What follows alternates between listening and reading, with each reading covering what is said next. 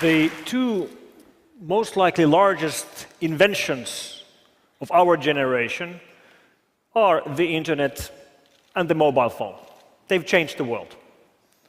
However, largely to our surprise, they also turned out to be the perfect tools for the surveillance state. It turned out that the capability to collect data, information, and connections about basically any of us and all of us is exactly what we've been hearing throughout the summer through revelations and leaks about Western intelligence agencies, mostly US intelligence agencies, watching over the rest of the world.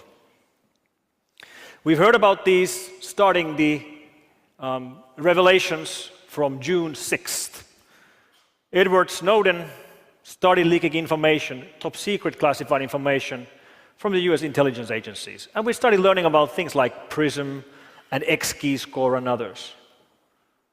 And these are examples of the kinds of programs US intelligence agencies are running right now against the whole rest of the world. And if we look back about the forecasts on surveillance by George Orwell, well, it turns out that George Orwell was an optimist.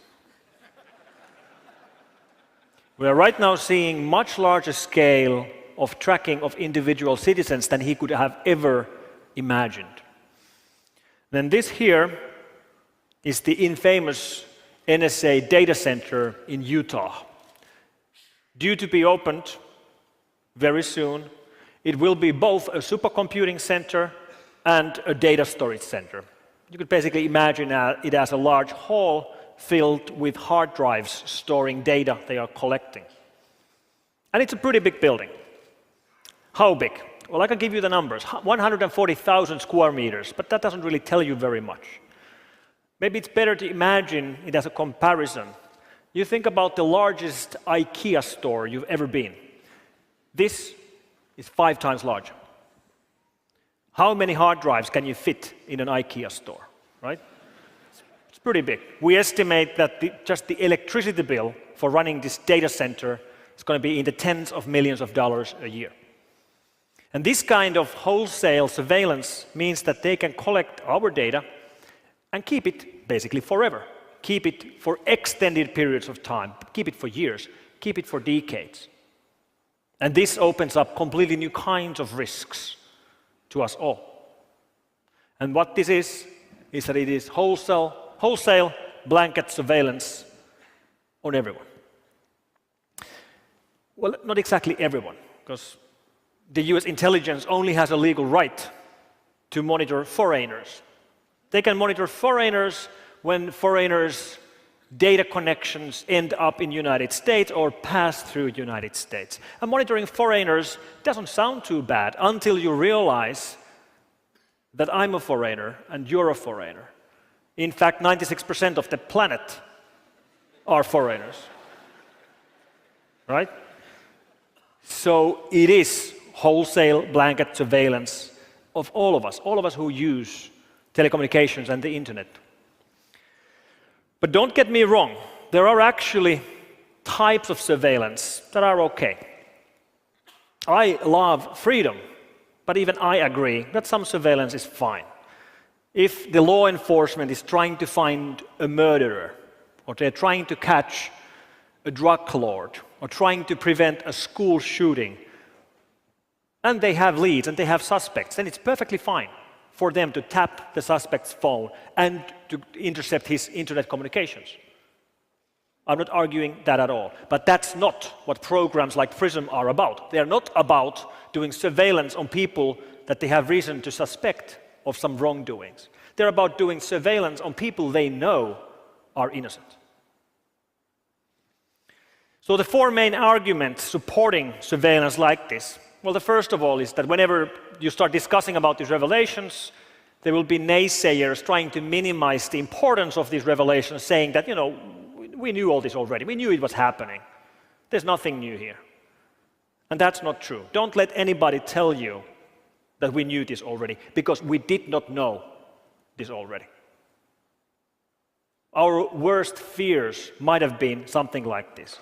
But we didn't know this was happening. Now we know for a fact it's happening. We didn't know about this. We didn't know about PRISM. We didn't know about X-key score. We didn't know about Cybertrans. We didn't know about Double Arrow. We did not know about Skyrider. All these different programs run by US intelligence agencies. But now we do. And we did not know that US intelligence agencies goes to extremes such as infiltrating standardization bodies to sabotage encryption algorithms on purpose. And what that means is that you take something which is secure, an encryption algorithm which is so secure that if you use that algorithm to encrypt one file, nobody can decrypt that file. Even if they take every single computer on the planet just to decrypt that one file, it's going to take millions of years.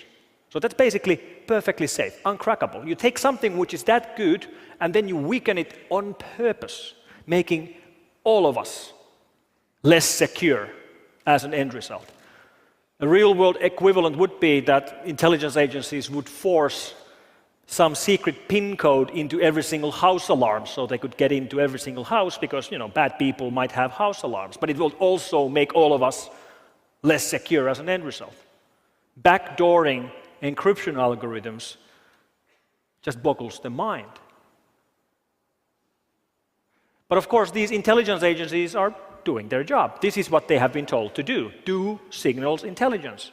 Monitor telecommunications. Monitor internet traffic. That's what they're trying to do. And since most and very big part of the internet traffic today is encrypted, they're trying to find ways around the encryption. One way is to sabotage encryption algorithms, which is a great example about how US intelligence agencies are running loose. They are completely out of control, and they should be brought back under control. So what do we actually know about the leaks? Everything is based on the files leaked by Mr. Snowden. The very first PRISM slides from the beginning of June detail a collection program where the data is collected from service providers, and they actually go and name the service providers they have access to. They even have a specific date on when the collection of data began for each of the service providers. So for example, they named that collection from Microsoft started on the 11th of September 2007, for Yahoo on the 12th of March 2008, and then others, Google, Facebook, Skype, Apple, and so on. And every single one of these companies denies. They all say that this simply isn't true, that they are not giving backdoor access to their data. Yet, we have these files. So is one of the parties lying, or is there some other alternative explanation? And one explanation would be that these parties, these service providers, are not cooperating. Instead, they've been hacked.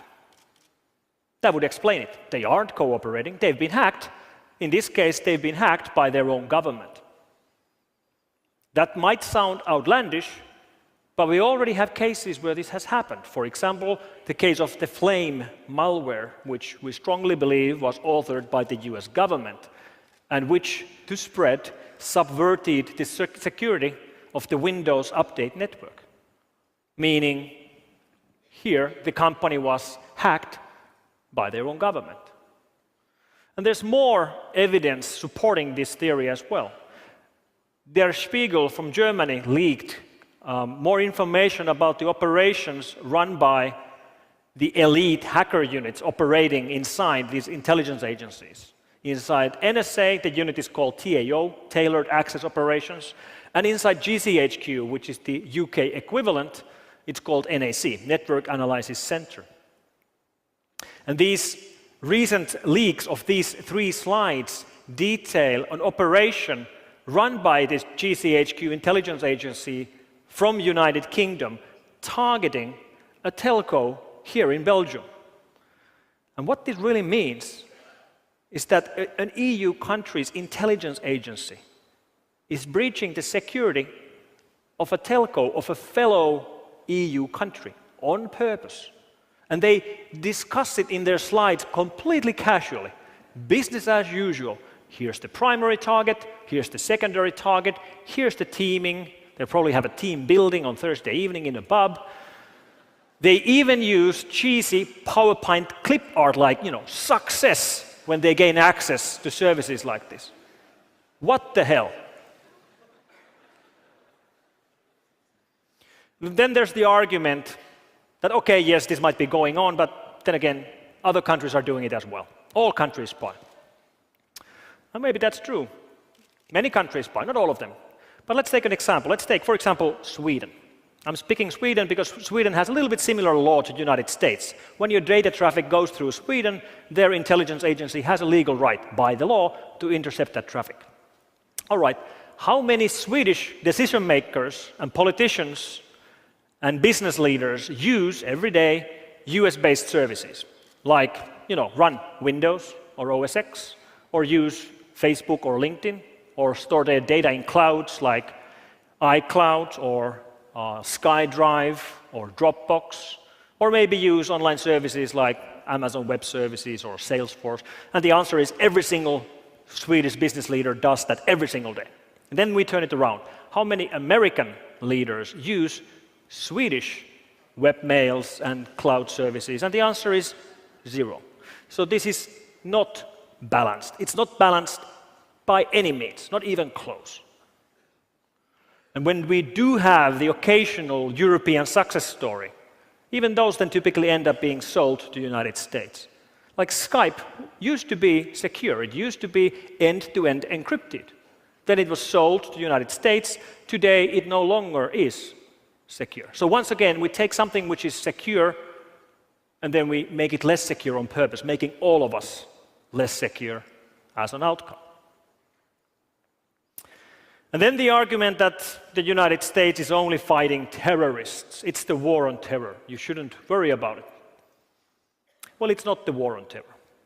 Yes, part of it is war on terror. And yes, there are terrorists, and they do kill and maim, and we should fight them.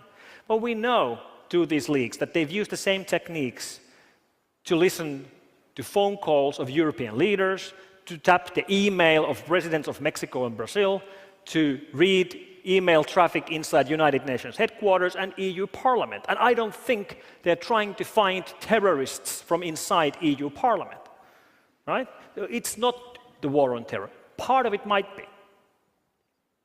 And there are terrorists, but are we really thinking about terrorists as such an existential threat that we're willing to do anything at all to fight them? Are the Americans ready to throw away the Constitution and throw it into trash just because there are terrorists? And the same thing with the Bill of Rights and all the amendments and the Universal Declaration of Human Rights and the EU conventions on human rights and fundamental freedoms and the press freedom. Do we really think terrorism is such an existential threat we're ready to do anything at all? But people are cared about terrorists. And then they think that maybe that surveillance is okay because, they have nothing to hide. Feel free to survey me if that helps. And whoever tells you that they have nothing to hide simply haven't thought about this long enough.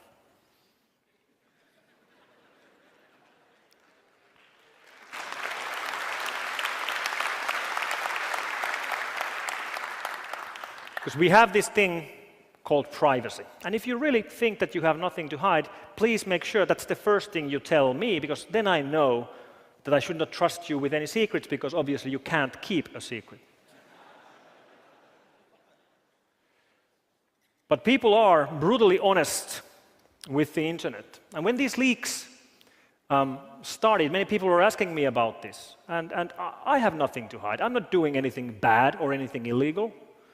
Yet, I have nothing that I would in particular like to share with an intelligence agency, especially a foreign intelligence agency. And if we indeed need a big brother, I would much rather have a domestic big brother than a foreign big brother. And when the leaks started, the very first thing I tweeted about this was a comment about how, when you've been using search engines, you've been potentially leaking all that. to US intelligence. And 2 minutes later, I got a reply by somebody called Kimberly from the United States challenging me. Like, why am I worried about this? Like, what am I sending to worry about this? Am I sending naked pictures or something? And my answer to Kimberly was that what I'm sending is none of your business. And it should be none of your government's business either. Because that's what it's about. It's about privacy. Privacy is non-negotiable. It should be built in to all the systems we use.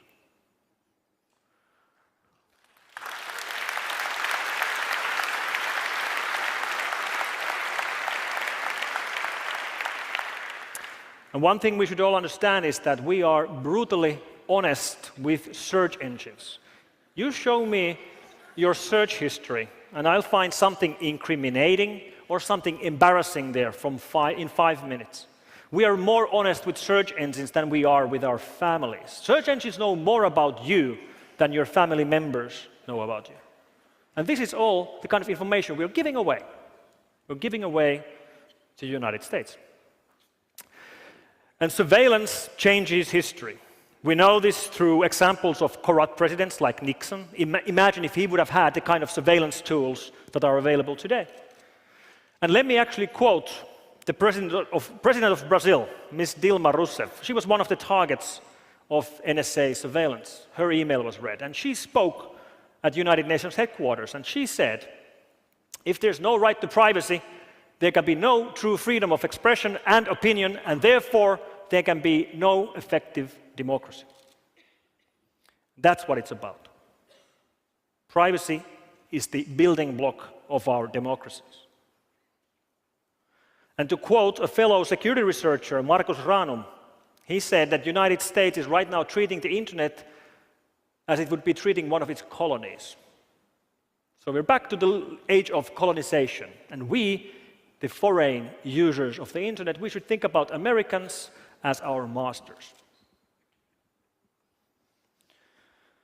So Mr. Snowden, he's been blamed for many things. Some are blaming him for causing problems to the US cloud industry and software companies with these revelations. And blaming Snowden for causing problems to the US cloud industry would be the equivalent of blaming Al Gore for causing global warming.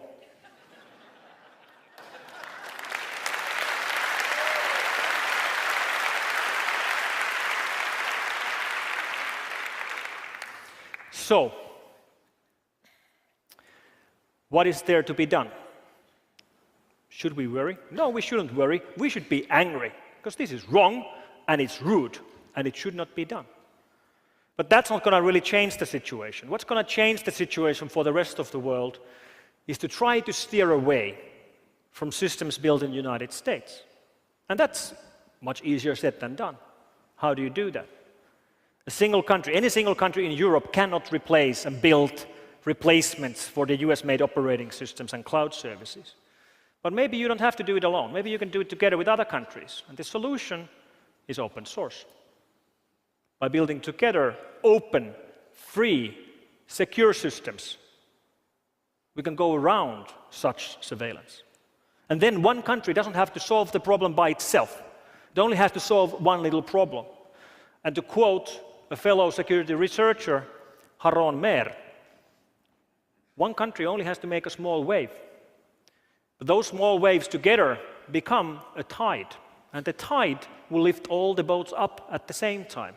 And the tide we will build with secure, free, open source systems will become the tide that will lift all of us up and above the surveillance state. Thank you very much.